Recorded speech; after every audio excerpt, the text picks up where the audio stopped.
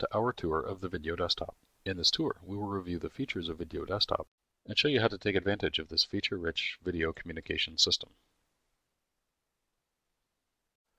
To begin using the Video Desktop, we need to log on to the Video portal. Your system administrator will be able to provide your account username and password, as well as the address of the portal server itself. It's also possible to join a meeting as a guest, which doesn't require a valid username or password.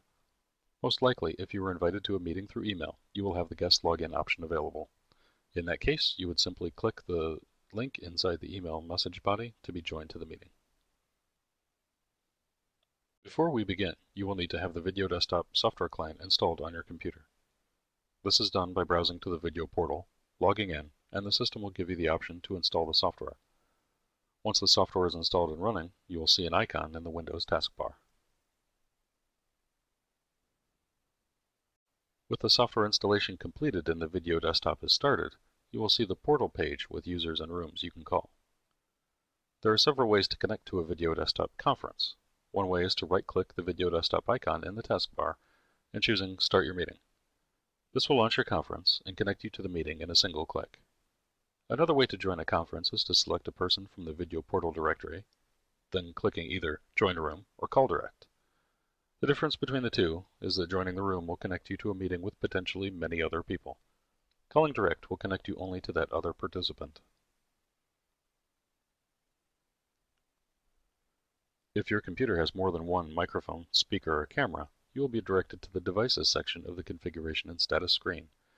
This is where you will need to select which of the available audio and video devices you wish to use with the Video Desktop. Once a selection is made, the device selection can still be changed at any point during the meeting. In addition to selecting the devices for your Video Desktop session, here we can enable or disable features such as echo cancellation and microphone gain control. These settings are helpful to optimize the audio within Video Desktop conferences. Click Save and Apply when finished, and you'll return to the meeting. Once you've launched a video call from the portal, the Video Desktop will open and join the conference call.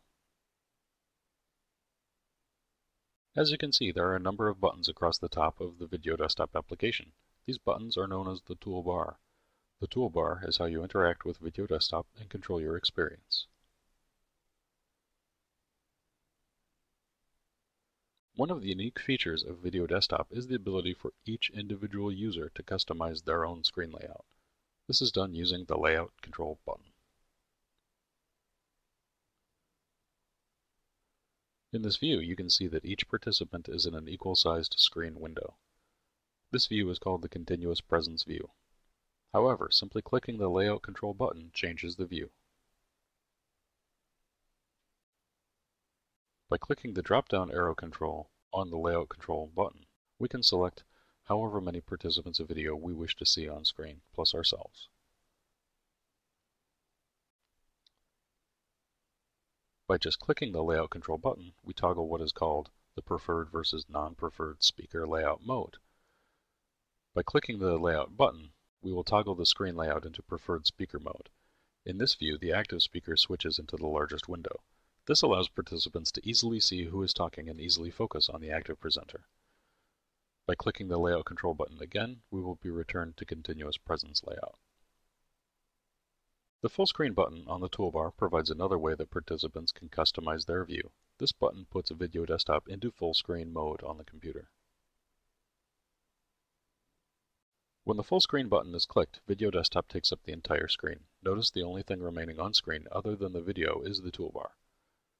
After waiting several seconds, the toolbar disappears, allowing the participant to enjoy a completely immersive telepresence experience. If the participant needs to make a change to the Video Desktop settings, simply moving the mouse cursor will bring the toolbar back into view. And of course, clicking the Full Screen button again will return the Video Desktop to the normal windowed mode. Video Desktop allows users to share applications with other participants when in the conference. After clicking the Share icon, we can select a window on our PC to share with the other participants. If we are viewing the presentation from another participant in the meeting, we can use the Share icon drop-down control and select whose presentation we wish to view. Also, while viewing a shared document, we can double-click within that view, and the presentation will pop out into its own window. This is very helpful to enlarge the presentation size, as well as allowing us to move the shared document window onto a second monitor. If we wish to present to others in the conference, we can click the Share button and select which application share we want to present. Once selected, that application window comes to the foreground, and the others will be able to see what we have shared. The next button we will look at is the Self View button. This button changes how we view our own video. Clicking the Self View button allows the participant to see a preview of their own video as a smaller, picture-in-picture preview window. Clicking the Self View button again will put the Self View video into a full-size screen quadrant. This is very helpful for checking that the cameras align properly. The Self View window shows you what others are receiving from you in the meeting. Clicking the Self View button again will turn off Self View, so you can eliminate the distraction of viewing your own video once you've aligned your camera. The next button is the volume control. This button allows you to adjust the audio volume level that you receive from the call. Simply clicking the button mutes the volume that you are receiving from the call. When the volume is muted, the button turns red in color, indicating that your volume is muted.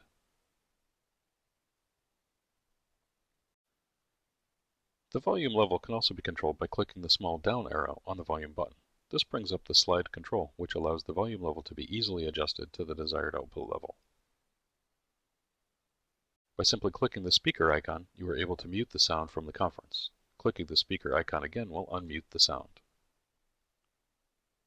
The next button is the microphone control button. This controls the local audio that is sent to all other participants in the call. It operates in the same manner that the volume control works. Simply clicking the microphone mutes the local microphone so no other participants in the conference can hear your audio. When the microphone is muted, the microphone button turns red, indicating the muted status. It's always a good practice to mute your microphone while you're not speaking. This prevents audio disruptions from your side of the conference from causing distractions to the other participants in the meeting. Simply clicking the microphone button again will then unmute the local audio, thus allowing you to speak and interact with other participants. The microphone level can also be controlled by clicking the small down arrow on the microphone button. This brings up the slide control, which allows the microphone level to easily be adjusted to the desired setting. The next button is the Privacy Mode button. This button stops transmission of your video from the local camera. Think of it as a camera mute function. When the privacy mode is enabled, the button turns red in color. This lets the participant know that their video is not being seen by anyone else in the conference. Simply clicking the button again will disable privacy mode and begin transmitting video. Please note, the privacy button only mutes the video, it does not mute the microphone. Also, in privacy mode, you will still see yourself in self view if that's active. The last button is the disconnect button. Once the conference has concluded, simply click the disconnect button at the end of the call. At the end of the toolbar, there's a configuration icon. With this, we can expose the configuration settings for Video Desktop. This is useful for setting the default audio and video devices, as well as adjusting advanced settings. When the Video Desktop experiences an error, the configuration gear icon will turn red. The icon will remain red for the duration of the error condition. These errors can indicate problems with the audio, the video, the network connection, or they can be caused by local system issues, such as memory or CPU performance. You may need to contact your system administrator to troubleshoot errors like these.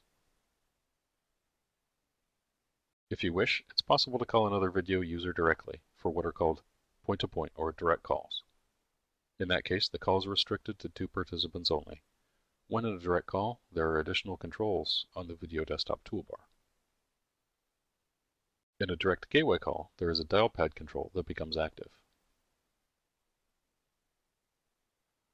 The dial pad allows the user to enter dialing information such as dialing PIN numbers or other conference information when connecting through the video gateway.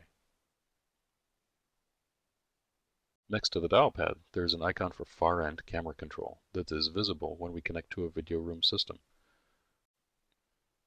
Please note, this control is not available when calling to another Video Desktop user directly. After the far end camera control icon is clicked, we see a control pad that allows us to pan, tilt, and zoom the camera at the other end of the call, if that video room system has permitted far end camera control.